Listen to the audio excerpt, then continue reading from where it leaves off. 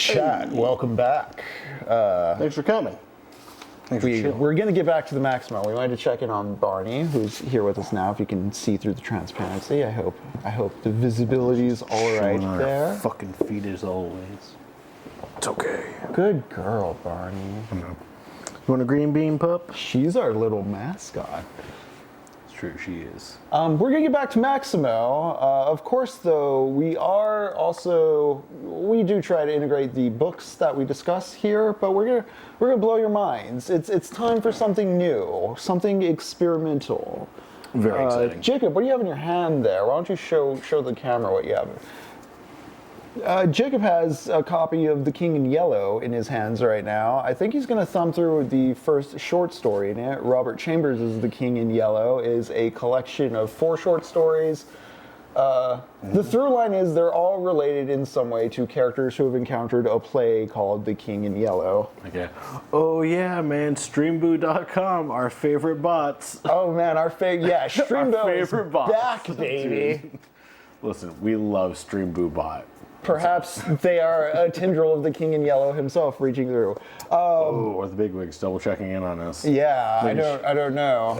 We're about to hit affiliate status. I hope that doesn't freak out the bigwigs. It may attract them, or it may keep them happy enough to not bother us. We'll see. Yeah, that's true. That's a good point. But yeah, as we grow this channel, we're going to be experimenting with stuff. So we're gonna experiment with. We have this camera. Let me show you. It's an overhead camera, so you're looking at the table. As you can see Jacob holding the King in Yellow. He has a little zoom control over it. Real fun. Yeah, so we're experimenting with that. If you zoom out too far, you can see our feet, but we're not going to do that because you need to pay extra if you want to see our feet. Let's be real, guys. Yeah, but leave a comment. Leave a comment if you want to see our feet. You didn't do, oh, well, you do see the angle because you see the bottom corner there. But I mean, so Jacob's gonna be looking through the King in Yellow, but we still want to play MAXIMO. So yeah. So I came up with there was an idea. Dang. And let's see. Let us know how you feel about this, chat. We're gonna keep playing, and we're just gonna do our thing. Yeah, we're gonna.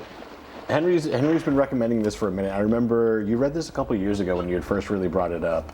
Yeah, I think the first story in particular is very relevant to the techno-poverty mindset. To those out there in chatland, the first story deals with a dude who's not too far removed from what you would call a poster today. Before the internet, there were people who were very obsessed with writing in letters to the editor, to publications. H.P. Lovecraft was one of these guys. So before internet forums, you would just write to your local newspaper or a publication you liked. This is how we got a lot of good sci-fi writers. Just the true shit posters back in the day, which is great that this is something that's been like a part of all of our Right. The I don't want to say the eternal recurrence. I don't want to be all Jungian and like essentialist about it, but there's just characteristics of human nature that we fall back to or recur to without historical context to help us overcome it. Yeah, true. All right, we're gonna try this. Help me out if I mess up any words here. Streambo, let us know if we're doing a good job. Get most viewers. Yeah, thank you. Thank you, Streambo. Thank you, Streambo. All right. Oh, buddy. What is he bringing you? Do you know what? Sorry, that just reminded me of whenever we were watching Thunderbolt Fantasy and going into the Hellscape, and the man who's like had the dragon head pull up. Oh man, yeah. Thunderbolt Fantasy, check it out. Yeah, if you can. You don't know what it is. Yeah. If you like animation, if you like live action, if you just like action storytelling and interesting practical effects. Yeah, just cool stuff. Just look up what Thunderbolt Fantasy is and be amazed. Yeah, it was absolutely life-changing. All right. King Yellow, Part 1. Toward the end of the year 1920, the government of the United States had practically completed the program adopted during the last months of President Winthrop's administration. The country was apparently tranquil. Everybody knows the tariff and labor questions were settled. The war with Germany incident on that country's seizure upon the Samoan Islands had left no visible scars on the Republic, and the temporary occupation of Norfolk by the invading army had been forgotten in the joy over repeated naval victories, and the subsequent ridiculous plight of General von Gartenlaub's forces in the state of New Jersey. Man, off to a great start. The Cuban and Hawaiian investments had paid 100%, and the territory of Samoa was well worth its cost as a coalition station. The country was in a superb state of defense. Every coast city had been well supplied with land fortifications. The army, under the parental eye of General Staff, organized according to the Prussian system, had been increased to 300,000 men with a territorial reserve of 1 million. And 6 magnificent squadrons of cruisers and battleships patrolled the 6 stations of the navigable seas, leaving a stream reserve amply fitted to control home waters. The gentlemen from the West had last been constrained to acknowledge that a college for the training of diplomats was as necessary as law schools are for training the barristers. Consequently, we were no longer represented abroad by incompetent patriots. The nation was prosperous. Chicago, for a moment paralyzed after a second Great Fire, had risen from its ruins, white and imperial, and more beautiful than the white city which had been built for its plaything in 1893. Wait, there were white supremacists back then, too? That's very surprising. A thing I want to know as you're reading this is you said this was 1921, right? Yeah. Where did I see it? I think that was on the first page. The second one back here. These stories were first published as part of the collection of the King I meant the actual opening of the story. Of the story? Yes. Yeah. 1921. So I believe this is a case of I think the actual story was written in 1908 or around the early 1900s. So this is actually future fiction in its own time. Yeah. Okay. Yeah. So they're imagining the United States in the late 1800s consolidated, got its shit together, and became a white ethno state. That's fucking crazy. The horror. Gotta love it. Gotta love these ideas. All right. Everywhere, good architecture was replacing bad. And even in New York, a sudden craving for decency had swept away a great portion of the existing horrors. Streets have been widened, properly paved and lighted, trees have been planted, squares laid out, elevated structures demolished, and underground roads built to replace them. The new government buildings and barracks were fine bits of architecture, and the long system of stone quays which completely surrounded the island had been turned into parks which proved a godsend to the population. The subsidizing of the State Theater and the State Opera brought its own reward. Yeah, who would have thought? Funding arts.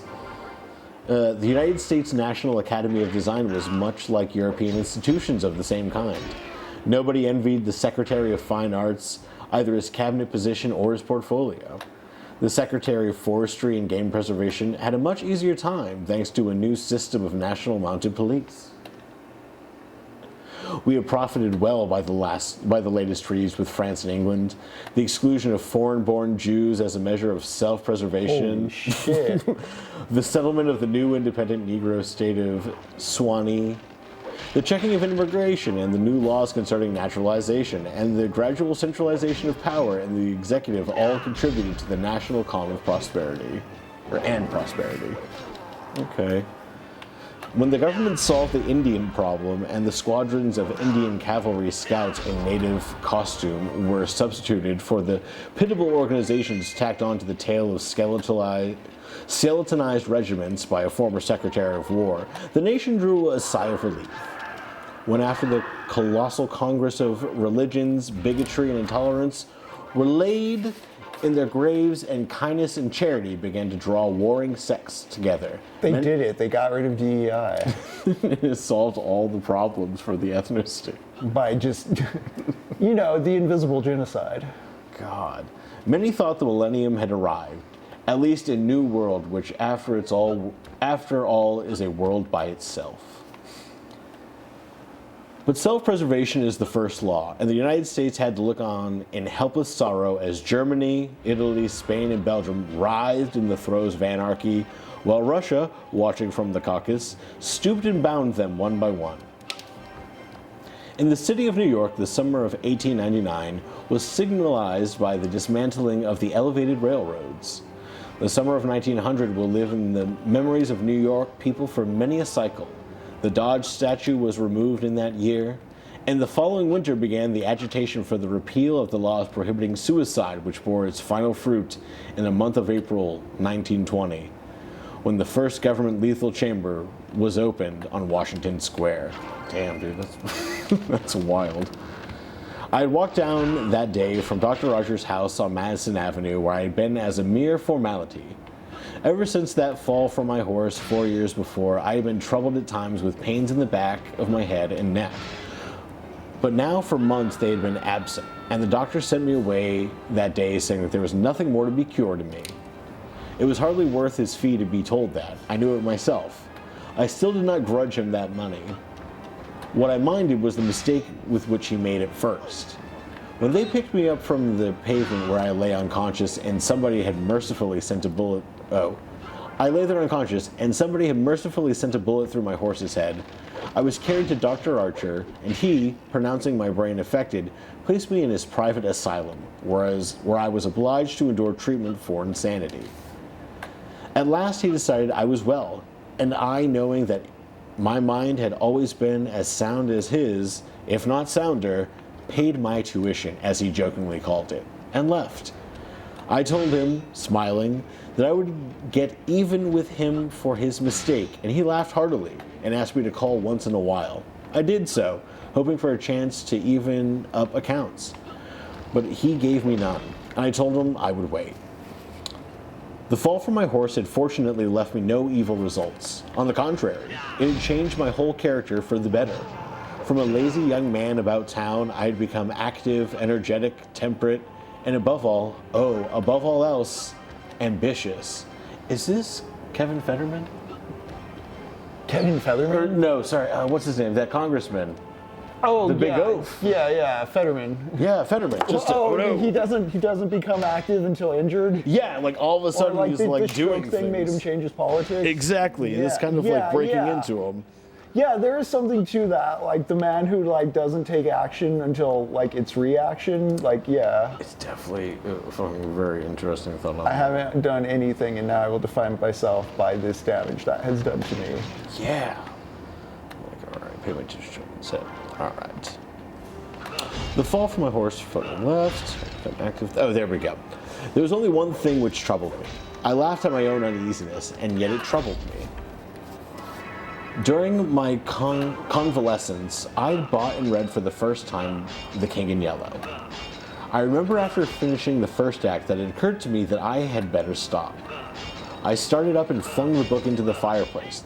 The volume struck the barred gate and fell open on the hearth in the firelight. If I had not caught a glimpse of the opening words in the second act, I should never have finished it. But as I stooped to pick it up, my eyes became riveted to the open page. And with a cry of terror, or perhaps it was of joy, so poignant that I suffered in every nerve, I snatched the thing out of the coals and crept, shaking it in my hands to the bedroom, where I read it and reread it, and wept, and laughed, and trembled with a horror which at times assails me yet. This is the thing that troubles me, for I cannot forget Carcosa, where black stars hang in the heavens, where the shadows of men's thoughts lengthen in the afternoon, when the twin suns sink into the lake of Hali, and my mind will bear forever the memory of the pallid mask. I pray God will curse the writer, as the writer has cursed the world with this beautiful, stupendous creation, terrible in its simplicity, irresistible in its truth, a world which now trembles before the King in Yellow. When the French government seized the transplanted copies which had just arrived in Paris, London of course, became eager to read it. It is well known for how the book spread like an infectious disease, from city to city, from continent to continent. Barred out here, confiscated there, denounced by press and pulpit, censored even by the most advanced of literary anarchists. No definite principles had been violated in those wicked pages, no doctrine promulgated, No convictions outraged. It could not be judged by any known standard, yet although it was acknowledged that the supreme note of art had been struck in The King in Yellow, all felt that human nature could not bear the strain, nor thrive on the words in which the essence of purest poison lurked. The very banality of the innocence of the first act only allowed the blow to fall afterward with more awful effect. It was, I remember, the 13th day of April 1920 that the first government lethal chamber was established on the south side of Washington Square between the Worcester Street and South 5th Street Avenue. The block which had formerly consisted of shabby old buildings used as cafes and restaurants for foreigners, had been acquired by the government in the winter of 1898. The French and Italian cafes and restaurant were torn down. The whole block was enclosed by a gilded iron railing and converted into a lovely garden with lawns, flowers, and fountains. In the center of the garden stood a small white building, severely classical in architecture and surrounded by thickets of flowers. 6 iconic columns supported the roof, and the single roof was of bronze. A splendid marble group of the Fates stood before the door, a work of a young American sculptor, Boris Yvain, who had died in Paris when only 23 years old. The inauguration ceremonies were in progress. I crossed the University Place and entered the square. I threaded my way through the silent throng of spectators, but was stopped at the 4th Street by a cordon of police. A regiment of United States Lancers were drawn up in a hollow square around the lethal chamber.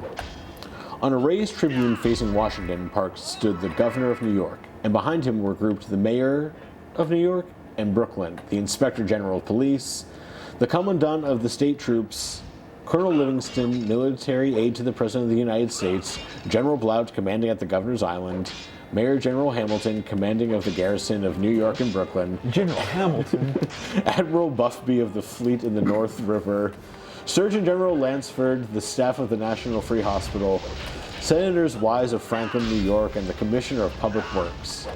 The tribune was surrounded by a squadron of hussars and the National Guard. The governor was finishing his reply to the short speech of the Surgeon General. I heard him say, "The laws prohibiting suicide and providing punishment for any attempt at self-destruction have been repealed. The government has seen fit to acknowledge the right of a man to end an existence which may have become intolerable to him, through physical suffering or mental despair. It is believed that the community will be benefited by the removal of such people from their midst. Since the passage of this law, the number of suicides in the United States has not increased. Now the government has determined to establish a lethal chamber in every city, town, and village in the country. It remains to be seen whether or not that class of human, creatures from whose desponding ranks new victims of self-destruction fall daily, will accept the relief thus provided." He paused, and he turned to the white lethal chamber. The silence in the street was absolute. There a painless death awaits him, who can no longer bear the sorrows of life. If death is welcome, let him seek it there. Then, quickly turning to the military aide of the president's household, he said, "I declare the lethal chamber open." And again, facing the vast crowd, he cried in a clear voice, "Citizens of New York and the United States of America, through me the government declares the lethal chamber to be open."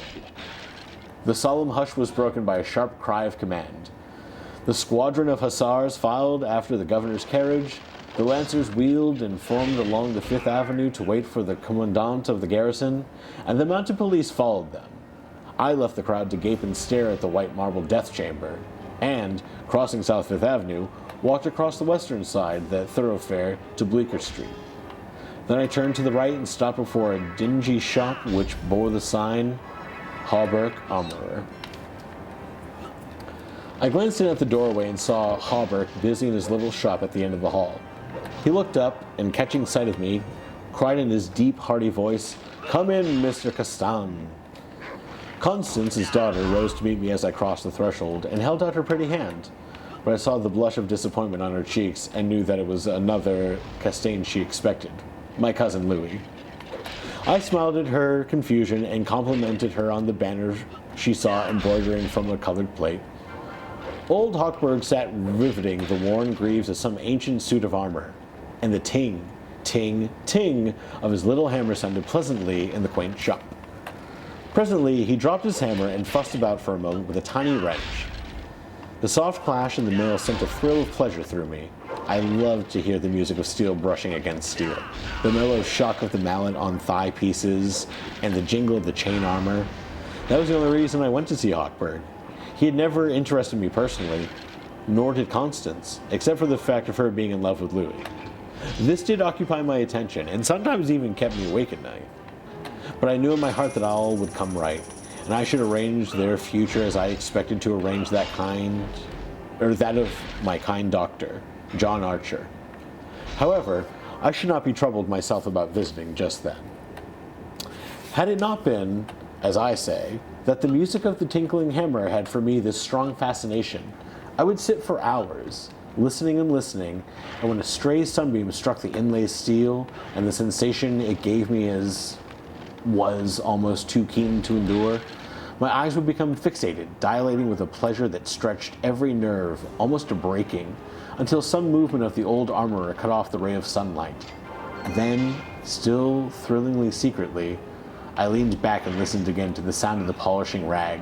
Swish, swish. See, they had ASMR perverts before the internet. Right? That's exactly what I was just thinking. Like, man, this dude was really going on. Like, all I needed was Constance to come up and, like, whisper in his ear, or, like, just, like, rub her nails and, like, scratch his head, and he'd fucking lose it.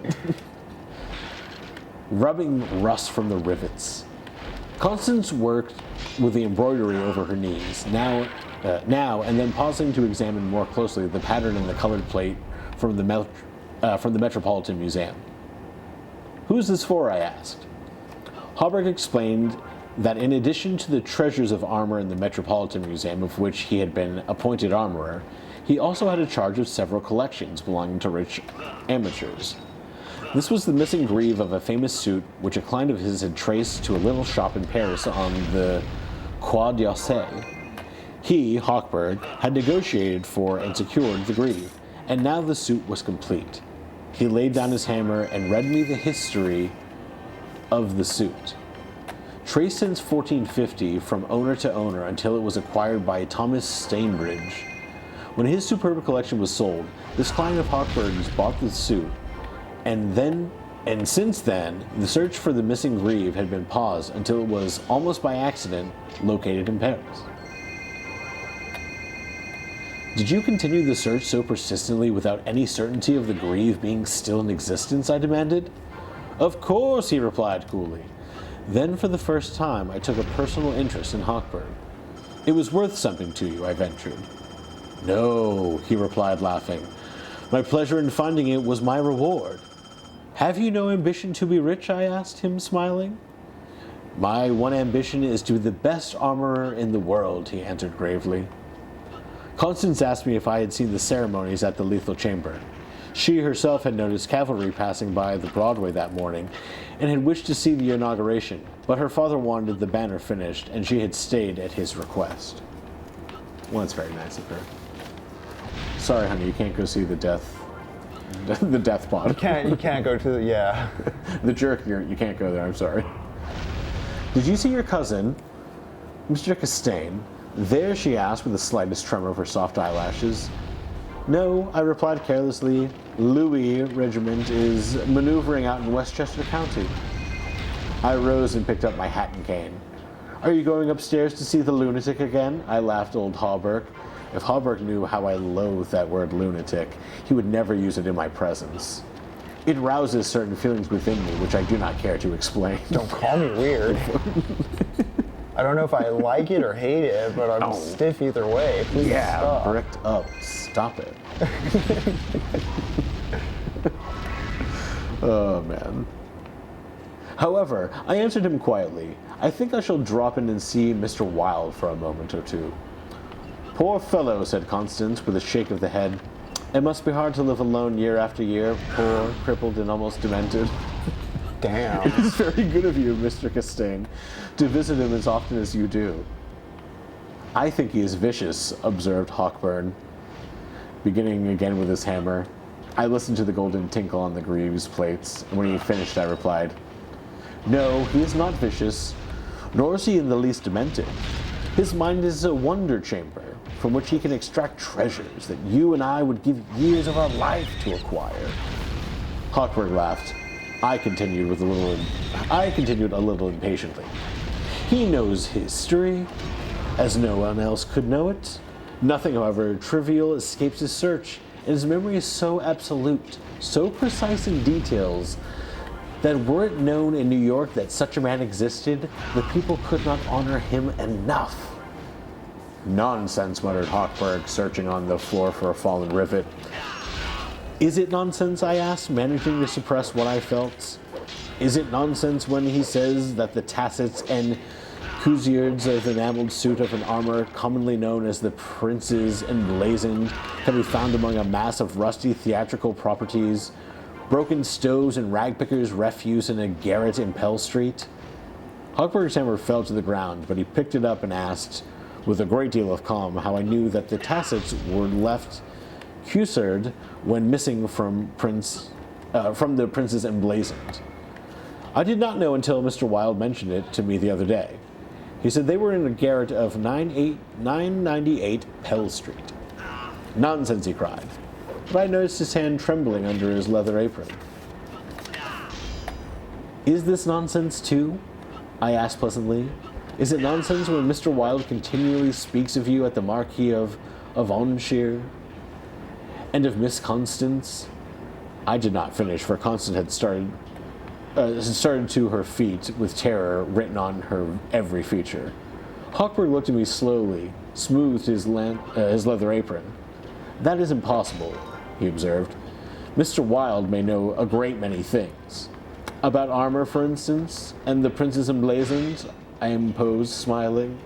Yes, he continued slowly. But armor also may be, but he is wrong in regard to the Marquis of Avonshire, who, as you know, killed his wife's traducer years ago and went to Australia, where he did not survive his wife. Mr. Wilde is wrong, murmured Constance. Her lips were blanched, but her voice was sweet and calm. Let us agree, if you please, that in this one circumstance, Mr. Wilde is wrong, I said. Do some chapter 2. I climbed the 3 dilapidated flights of stairs, which I had so often climbed before, and knocked at a small door on the end of the corridor. Mr. Wilde opened the door and I walked in. When he had double-locked the door and pushed the heavy chest against it, he came and sat down beside me, peering up into my face with his little light-colored eyes. Half a dozen new scratches covered his nose and cheeks, and the silver wires which supported his artificial ears had become displaced. I thought I had never seen him so hideously fascinating. He had no ears. The artificial ones, which now stood out at an angle from the fine wire, were his one weakness. They were made of wax and painted a shell pink, but the rest of his face was yellow. He might better have reveled in the luxury of some artificial fingers for his left hand, which was absolutely fingerless, but it seemed to cause him no inconvenience, and he was satisfied with his wax ears. He was very small, scarcely higher than a child of 10, but his arms were magnificently developed, and his thighs as thick as any athlete's. Still, the most remarkable thing about Mr. Wilde was that a man of his marvelous intelligence and knowledge should have such a head. It was flat and pointed, like the heads of many of those unfortunates whom people imprison in asylums for the weak-minded. Man, even the way, like he's internalized the culture of this society to the point where like everybody has to be like have a productive use case to be interesting. Yeah. Or direct like commodity relationship with him, and like everybody who doesn't or like isn't a hustler, they're just like they're poor. It's he's totally bought into like the state of this like white supremacist American future state. Yeah, and just being the judgiest, cattiest bitch while also doing is like, oh man, these guys do incredible things, but also they fucking have like fake ears. Yeah. The quality of man is not in the ears. I mean, there may be for some man, but not this guy.